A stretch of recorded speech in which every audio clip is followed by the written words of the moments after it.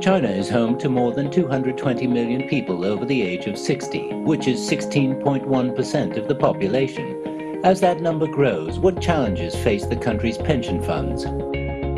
Pensions are traditionally held by banks and yield 2 to 3% a year, which is well below the market average and cannot keep up with inflation, leading to depreciation of funds. Now the pension funds are allowed to invest in financial markets to earn higher profits, but at greater risk. What measures should be taken by government to safeguard pensions? China's pensions are mainly coordinated at the provincial level. While most of the provinces have pension surpluses, some have deficits. What can be done to correct the imbalance? The country's 13th five-year plan vowed that by 2020, pension insurance will cover 90% of urban and rural residents, and basic medical insurance coverage will remain above 95%. What are the continuing challenges in achieving these goals? China has the largest aging population in the world and now faces huge pension fund pressure. With moderate economic growth and decreasing demographic dividends, some believe that the current funds are likely to experience big deficits in coming years. Is this a growing danger? What are the dangers taking place in China's pension reform, and what major challenges will have to be overcome as China's population ages rapidly and its economy continues to undergo transformation? To discuss these issues and more, I'm happy to be joined in the studio by Dr. Naijun from the School of Public Policy and Management at the University of the Chinese Academy of Science, and Victor Gao Zhikai, current affairs commentator of our channel. That's our topic. This is Dialogue. I'm Yang Rui.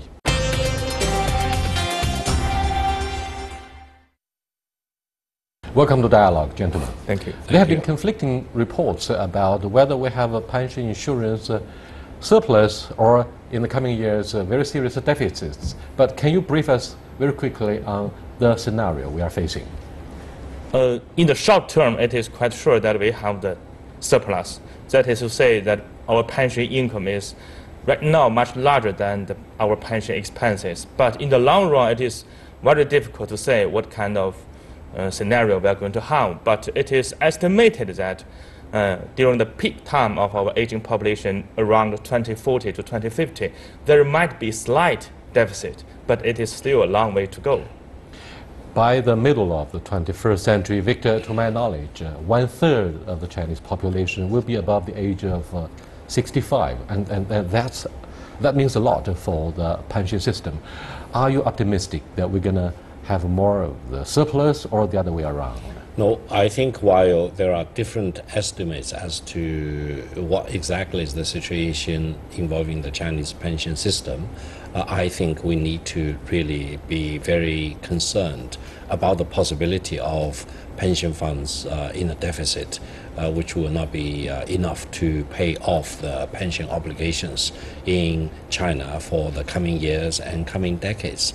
This is mainly because I think the Chinese pension system is relatively new, and the situation between and among provinces a very great deal, and the economic development situation also varies a great deal. And also in terms of the pension system, for example, there are different pools of pension funds to take care of different parts of the population. Therefore, I think we need to look at the situation in its totality and come up with contingency plan, and also come up with more creative ways to make sure that the pension funds will not be depleted and will be sufficient to take care of the pension obligations in the coming years and decades. I personally believe there is a serious situation involving the pension situation in China. Dr. Hu, it used to be the case that the pension funds are held by banks used to purchase treasury bills. Now they are allowed to be invested in a variety of financial products such as stocks and bonds. How can the security of pension funds be guaranteed in this process? Well, there are several measures to make sure that the risk is under control after this kind of new measure of pension funds management. The first one is that there are, 20% of the total funds that is not allowed to be invested which is called to be my knowledge kind is of 30% instead of 20%. 30% can be invested in stock markets, but 20% cannot be invested. It is kind of a reserved funds. That is to say, even if there is any kind of risk, this reserved fund will be used to counteract this kind of risk. So the first measure, in my opinion, is a kind of a reserve fund which can be used to be taken to the risks. And the second measure, I think, is, as you have said, that there is a ratio management, that only a part of the pension funds could be invested in stock markets. And finally, I think there is also a third measure, that is to say, only some qualified investors can be allowed to use this kind of pension funds to investment. Are you suggesting clearly that there are violations of social security and pension insurance funds? I mean, in terms of their financial behavior? Yes, that's right. The regulations. How serious is the scenario? Because many retirees and pensioners are afraid that we are not going to enjoy a healthy return of the investment. But we can see that only in this year, in the 2017, and the return rate on every person's individual pension account, it is about 8.31% a year. So we can say the return, interest return is not very bad. Actually, it's very good. But on the contrary, from the long term of the future, we can see that the younger generations may face serious problems of whether we can have this kind of interest rate to be kept for a long term. That is to say, in this year, our interest rate of this kind of pension fund is 8.31%. But how much of the interest rate in the future is very, I should say, under strict pressures of our economic prospects. Victor, are you cautiously optimistic about what Dr. Hu says on the return of the interest rate? Well, generally speaking, I think the management of pension funds should follow the principle of prudence and conservatism, mainly because, you know, it's not worthwhile to put the pension funds to higher risk investments. However, I think, as correctly pointed out, in terms of the regulation of the pension funds can be invested to a certain percentage, of course, in securities, stocks, for example, and also another certain percentage of the funds can be invested in private equity, for example. So a more diversified investment strategy and further well fine-tuned strategy will be welcomed. On the other hand, there have been cases in China involving corruption, which actually had implications on the misuse of the funds in the pension system. And this should really arouse a great deal of attention by the government, by the prosecutors, by the judiciary system, etc., so that, you know, no one in China should be able to dip their fingers into the coffer of the pension funds and misuse the funds within the pension system for enriching themselves. On this basis, I think the management of the pension funds, both at the central government level as well as at the provincial government level and further down at the lower level of the governments in China, should become more and more modernized, if I may use that word, and we should have more well-trained professionals to manage the pension funds and avoid any misallocation of the funds or corruption taking a toll on the pension funds. Are we facing multiple challenges? For example, given the uncertainty of deflation with the CPI standing at 1.5 for the last quarter, to what degree do you think local authorities, for example, are able to rein in the inflation and to ensure a healthy return of the pension insurance? In my opinion, it is not totally the responsibility of the government to deal with the inflation, because what are the risks? It is as an economic phenomenon. We can't get avoid of it. It is quite normal that we have to face this kind of inflation or depreciation of RMB in the future. In my opinion, it is, from the social insurance point of view, it is a kind of a pay-as-you-go system. That is to say, it is a kind of transfer from the younger generation to the elder generation. So if we maintain our current situations of social insurance. It is only the transfer from the younger generation to the elder generation. So from this pay-as-you-go point of view, there is no such things as inflation. But if we have a kind of individual saving system, that is to say, we save today and prepare the pension in the future, we have to face this kind of inflation problem. So I think in the long run, it depends on what kind of pension system we are going to have. If we keep pay-as-you-go as a major pension system, we do not have to worry about inflation. We only have to worry about our economic development, our GDP growth, and our employment situation. If we pay attention to individual saving, then we have to deal with the problem of inflation and the depreciation of RMB. So I think it is about what kind of pension systems we are going to have in the future. Here is an issue about the structural challenges. We got to have a package of solutions, right? We have the individual savings, the social insurance, commercial insurance. Now, which turns out to be the safest? Because we care a lot about the security, the safety, Victor. No, I think the pension system as a whole need to be diversified. It should not just include one element. It should be a big basket. It should have different items to it. For example, the pension funds managed by the central government, but more importantly in China, managed by the provincial government. And then many companies should also be encouraged to pay part of the pension security for their employees. The incentives for the companies are not very strong. Yes, that's the situation and the problem in China. But if you look at the Hong Kong situation, for example, the Mandatory Provident Fund, as well as the 401k system in the United States, in other markets, at least there are well-defined systems so that the employers, the employees may co-contribute part of the funds so that the staff eventually, upon retirement, can get proceeds from whatever that's in their pension accounts, for example. And in China, I think we need to really learn more from the well-developed economy's experience and come up with a more diversified, more balanced pension strategy. Further, I think one big challenge in China is that we have a big divide between the rural side of the equation versus the urban side of the equation, even though the government's pronouncements seem to indicate that lots of the people in the rural side of the equation in China are well covered. I'm afraid that we still need to do a lot of work to make sure that the residents in the countryside in China, including migrant workers who tend to move from one province we'll come back to another, examine the plight of migrant workers who are aged and who are retired in the coming decades. But Dr. Hu, is it a realistic option for us to aspire to draw inspirations from industrial nations or developed economies in applying their social insurance policies, or similarly taking other measures to guarantee the social security program for the retirees and pensioners? Well, I think Victor has said that the developed economies has diversified pension systems.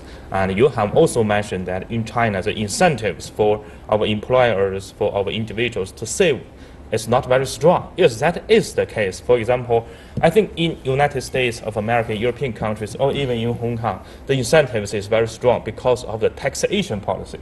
But right now in China, we do not have this kind of taxation incentives to encourage ourselves to save. So especially the younger generations right now, they depend on the country, or our government to give them pensions. They do not depend on themselves. But I think for our younger generations, they will have to rely on themselves. They will have to save. And our government should help them to save. That is to say, our government should give them taxation incentives to save, and our employer should help them to save. I think if we have this taxation reform and we have this concept of relying on ourselves, so in the future, the younger generations will have more and more pension individual accounts and pension savings. And at that time, I think we could learn more from the developed countries and the regions such as Hong Kong, US, or European countries. Thank you so much. There is a popular assumption that China gets old before it gets rich. simply because we have the largest aging population, and today under discussion is the focus of whether we are facing increasingly huge pension fund pressure. We'll be back to discuss these and other issues. Stay with us, please. Welcome back. Now, gentlemen, here is yet another embarrassing issue. Pensions used to buy commercial insurance in China are at 2%, which is lower than the 5% world average level. What role does commercial insurance play in the ongoing reform of China's pension system? First of all, I think the employer should buy the employees' pension through the mechanisms of commercial insurance. That is the case in U.S., European countries. But in China, the incentives for the employers to do this is very small, I should say, because if the employers want to buy commercial insurance for the employees, the taxation incentives is not as it is to be the case in European countries. So if our government give our employers more incentives to harm this kind of behavior, then our employer will be willing to buy their employees' pensions.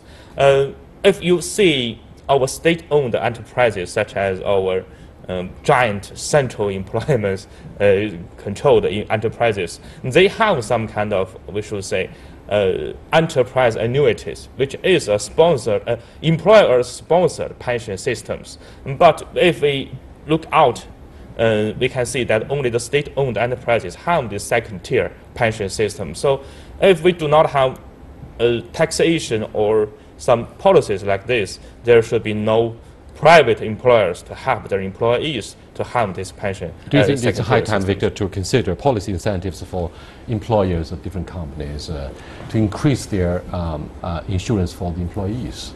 Definitely, I think that should be the trend to go, partially because if we look at the total package of pension insurance, the government part of the equation should be providing for the basic pension needs, whereas people, especially employees or employers and those who are in a position to pay more for their own pension guarantee in the future, should be encouraged to use, as Dr. Hu said, all the tax incentives to pay more in the early part of their life, so that once they reach retirement age, they can have more sources of income from the basic government-provided pension subsidies, for example, as well as from whatever that they have already invested in their own pension funds. And I think eventually there should be a more diversified and more balanced package of pension needs. But for the commercial insurance, for example, the precondition is still for those who can afford to pay, either by the employer or by the employees or by both of them.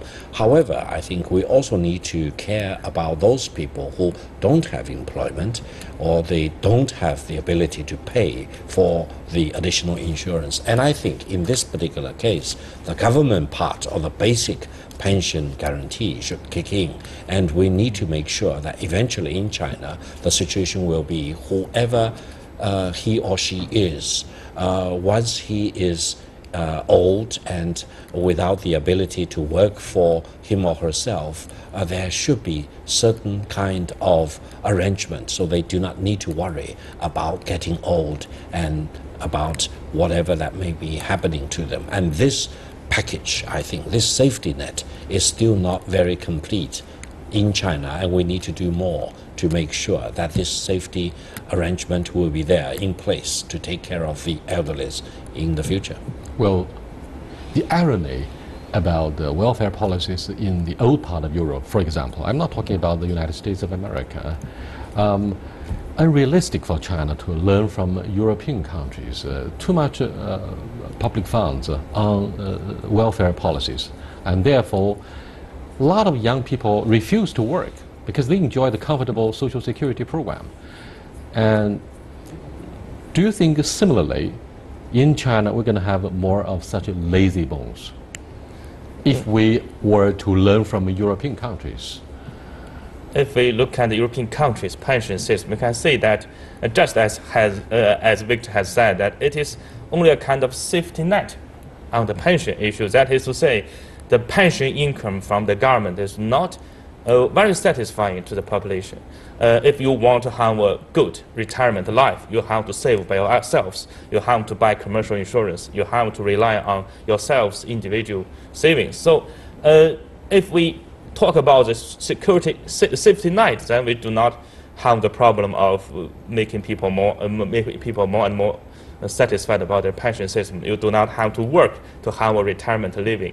That is not realistic in China because we do not have the social pension system in China. That is to say, our pension system is fragmented. We have the urban residence pension system, we have the rural pension systems, we have the urban employees pension systems. They are not a same system. So for why can't we learn from the United States, where you have the synchronized social security program? You have the social security number, right? Every individual of the population enjoys one social security number.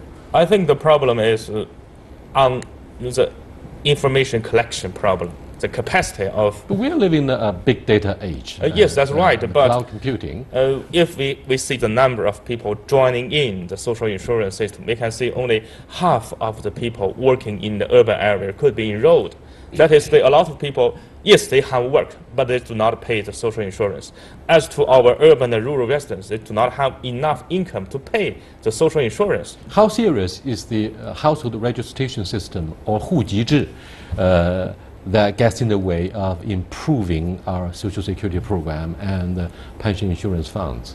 Now, I think the hukou, the family registration system in China, has a deep root, and it dates back hundreds, if not thousands of years. So we should not blame the hukou or the house registration system for many problems that we have in China. On the other hand, I think China as a country, I believe, in my view, need to come up with a value choice. That is, with the increased development of the Chinese economy, the government as a whole, including the central government, the provincial government, the local government, need to come up with a commitment to the people in China that each citizen in China, eventually, in retirement, will have a basic living standard to be provided for by the government in general. Now, it will be a difficult thing, and China is so big, the population is so big, and the situation varies from one place to another, etc. But I don't think China should waver from eventually taking up this commitment to provide a basic package of benefits to the people in China in retirement, so that people here will no longer worry about the fundamental basic needs in retirement. We are still not there yet. I think there is still a long road to go, but as a value choice, I think China will have no other choice but to pick up this very important value for the nationals in China. You may argue strongly that the current family registration system is a necessary evil to ensure social stability and to ensure reasonable governance. However, it needs to be got rid of in the foreseeable future. Having said this, last question for Dr. Hu is, the country's 13th five-year plan has vowed that by the year 2020, pension insurance scheme will be able to cover 90% of urban and rural residents. Are you optimistic about this, and what are the major challenges in achieving this goal? Well, there are a lot of things to say about the 13th five-year plan on social insurance. But in my opinion, I think the most important thing is a comprehensive reform of this. To talk about the comprehensive reform, we have to say that the taxation policy, including our individual income tax policy, must be included, including our economic development policy. But I think finally it's about the expectations of our people towards pension. Just as Victor has said that, yes, we should have some kind of promise to secure a basic guarantee of people's living standard. But I think the difference of generations, especially for the current elder generations, they have great high expectations of their pension income because they worked during the central planned economy, so their salary income is the main income of their family. They have to have the pension to support their whole life. But for younger generations, if we have And if we talk about the 1970s, 1980s, their income is diversified. According to our statistics, the salary income is right now only 60% of our total family income. So they have other kind of source of income like investment, like their own business or something like that. So in the future, people may have less and less expectations or needs from our government's pension systems. Protection of the well-being for individuals is, of course, prioritized on the agenda of any civil society, government of the civil society. However, China has a very different set of political institutions that encourage the rise of the nation as opposed probably to the rapid improvement of individual being. Having said this, do you think a reasonable, extensive, far-flung network of social security programs will threaten to decimate the comprehensive strength of the country, which has a lot to do about the military build-up and about the, the Belt and Road Initiative? What do you think of the contradiction? Yeah, this concern has been repeated again and again in China about whether Social Security will become so burdensome that it will crush the growth potential of the country. I personally believe that we need to achieve progress on both fronts. We need to keep the Chinese economy growing at a relatively decent rate. But who will exercise the oversight? Yeah, but on the other hand, the policy hearing, appropriation of the budget. I mean, this matters a lot for the taxpayers. Exactly. But on the other hand, I do believe that the Chinese government and the society at large need to come up with a commitment of providing a basic amount of social security for the Chinese people. This is the least that the Chinese nation would deserve, and I think the government has a duty to take care of this without causing too much burden on the economy, of course. Yes, indeed, this is a task of a great urgency for the growing army of the middle class in the olive-shaped society, such as China, to be. Well, with that, we come to the end of this panel discussion about pension insurance funds, whether we're going to have more surplus or deficits in the future. I'll see you next time. Goodbye.